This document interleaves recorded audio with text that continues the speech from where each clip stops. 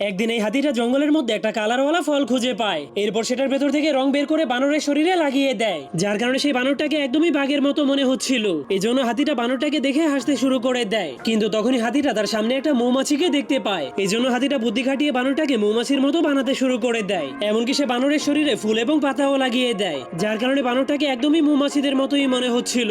কিন্তু এরপর তারা দুইজন মিলে একটা প্ল্যান বানিয়ে লুকিয়ে লুকিয়ে মৌমাছিদের মৌচাকের উপরে নজর রাখতে শুরু করে দেয়। তখনই বানরটা লুকিয়ে লুকিয়ে একটা মৌমাছির কাছে চলে যায়। এরপর সে দেখতে পায় সেই মৌমাছিটা মধু তৈরি করার জন্য ফুল থেকে রস সংগ্রহ করছে। যা দেখার পর তখনই বানরটার মাথায় একটা আইডিয়া চলে আসে। এই জন্য সে একটা বাটি তৈরি করে সেই বাটির মধ্যে সবগুলো ফুলের রসকে সংগ্রহ করতে শুরু করে দেয়। এরপর বানরটা সেই রসগুলোকে রানী মৌমাছিকে দেওয়ার জন্য গাছের উপরে উঠে যায়। তখন মৌমাছিদের রানী এতগুলো রস দেখার পর অনেক খুশি হয়ে যায়। এই জন্য সে ওই রসগুলোকে নেওয়ার জন্য তার দলের সবাইকে ডেকে আনে। এরপর রানী মৌমাছি বানরটার কাজে অনেক খুশি হয়ে তাকে এক টুকরো মধু উপহার দেয়। তখন বানরটা সেই মধুটাকে দুই টুকরো করে অর্ধেক তার বন্ধু হাতিকে খেতে দেয়, আর অর্ধেকটা